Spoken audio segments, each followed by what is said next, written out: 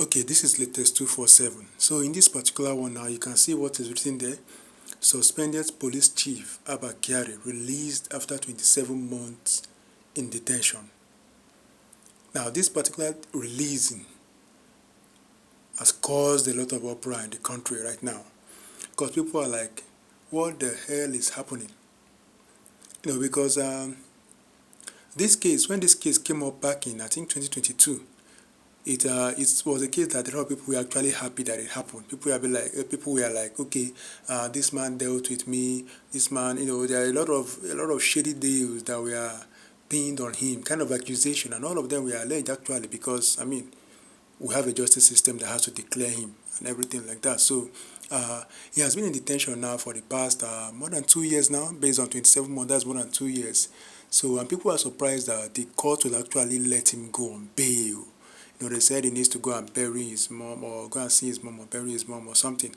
Just something on that light. So he was actually, but the whole thing is that he was granted bail. And people were shocked. They'd be like, okay, there are a lot of other guys that have a lot of issues that have been behind bars. Some that do not even have a lot of issues as much as he had because his was a drug case. He was alleged to have been involved in drug trafficking and everything. There were evidences. NDLA caught him and arraigned him. And there are those that had minor cases, but yet they've not seen the light of the day. They have been behind bars. They've been forgotten even. There are those that have cases that are not as close as, and of course, the case that actually made him go viral was that of drugs. But people had other issues, a lot of other issues that were attached to him. They'd be like, he did this, he did that. People started recounting their experiences with him, and a lot of things, and they started showing the houses that he has built, the amount of real estate that he has, the places the people he has intimidated, a lot of things.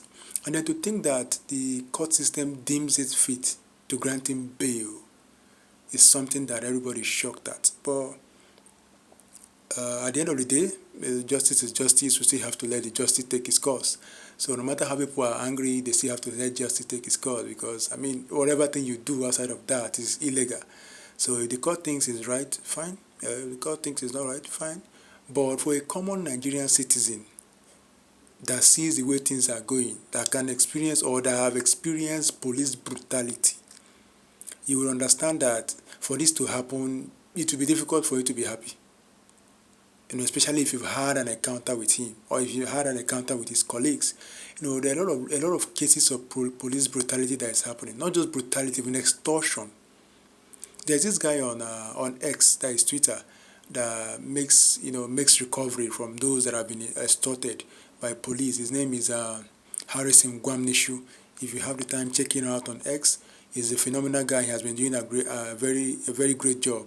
So if you get extorted by police, all you need to do is to reach out to him, give him all the details and evidences, and he'll pursue the case.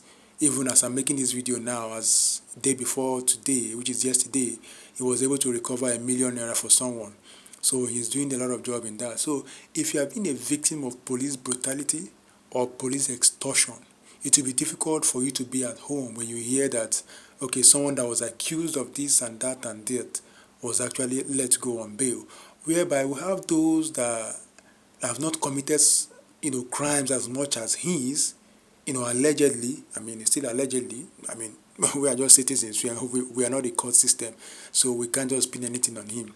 So we have those that have committed less crime that are still in jail. Okay, for the case of people brought up case of Nnamdi Kanu, that is the IPOB leader, that is still behind bars. What exactly is the crime against him? That he's still behind bars. He didn't jump bail, and a lot of things like that. And there are other cases of people. Look at some of the military guys that were discharged, they were put in, that were locked up. A lot of guys are behind bars that have not seen the light of day. They are not even giving them access to anything. They can't even see their people. And then someone that is accused of all the things that he was accused of, drug inclusive, which is the main one, yet he is outside. So it goes to show you the way the Nigerian system is. And there was this thing I was saying with someone the other time that the Nigerian system, all you need to do is not just have money, but have connections. Because if you have connections and and you have money as well, it will be difficult for you to be locked down anyway. If you have issues, you find a way out. Okay, there was this man that was said to be involved in kidnapping. It was supposed to be a case that is ongoing. They have evidences already. Some two girls are already missing from him. Two girls were missing, and then one escaped, and one that escaped reported the case, and the case was being picked up.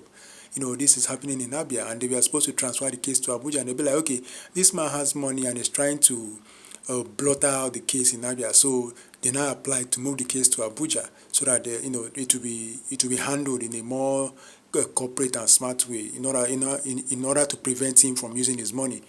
But unfortunately, the man was said to have been dead. Now the police reported that he's dead. He was killed as he was trying to escape. Good and fine. No one has seen the picture. No one has seen the video. No one has any other information about that except what the police said, and they have to go with what the police said. So people are now saying, okay, for this to happen means probably the man has hired people has connections to hire people. They were trying to prevent that case from going to Abuja. So in one way or the other, they were able to make it happen. That during that transit, how can someone that is a prisoner, that is probably, possibly, or should have, or most likely, I don't even know what grammar to use here. Because if you are transferring a convict or someone that has a case, the person will actually be on handcuffs, right? In most cases, even maybe they might even chain the person so as to prevent them from escaping. So how come did this man now try to escape? Even with all the reinforcement, the chains, the handcuff, and all the cops that are with him, he still managed to try to run and escape. And then he was now shot. Because even if he tried to escape with handcuff or with chains, it would be difficult for him to run. Yet they now thought the best way to hold him was to just shoot him and kill him. So the case is laughable. But that aside, is for this one, Abba Kyari. Abba Kyari is... I'm being restrained here not to say some things about him because the court is still in place, so I'm being restrained to say some things about him. But let me know what you think about this particular case of him being released. Until we have a final say, until we have final stuff about him, I think we should still be careful because the court system is the way the court system in Nigeria is going. The way the court system is going, man, is. Man, I don't know. Have you been seeing what has been happening of late? Okay, they've released the Mayati Allah leader. They've released now. They're releasing the people that you don't expect to be released without further, without consequences for what they have done or what they are involved in. You just see them being released. You'll be wondering what exactly has happened. Then those you think that should be released, that there's no strong case against them, there's no strong evidence against them. Yet those people are still behind bars. So what exactly is happening to the justice system? Since the election, people have actually noticed, maybe we have not noticed it very well before election, but since this election happened, this past election of 2023, we have just been seeing it. Now everything is now just open in the public. Like there's nothing you can do about it. You will see the injustice being done. You see everything being done in the public, and nothing you can do. There's nothing you can do. If you want to react, they say no. You have to go through the justice system. And then the justice system is corrupt. The justice system is not giving good results. The justice system is doing things that people are actually angry at. Obvious broad daylight robbery of cases. And there's nothing you can do. So eventually you realize that what Nigeria needs is an overhaul. It needs to overhaul the justice system completely. It needs to overhaul the law enforcement system, the police especially. And then followed by the army. Because the army is actually getting into it gradually now. But the police has been there for a long time. Army used to have a lot of respect and fear, but right now with what is happening now, Army is also beginning to follow the suit of the police. So we need a total system overhaul so that things can return to normal. We return the what they call the national anthem back to the old system. We should also return the law enforcement and all those onto back to the old system. So possibly people can have peace and happiness in the country.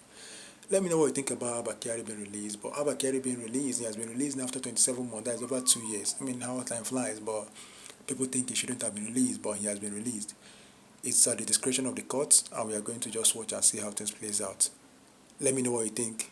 Thank you.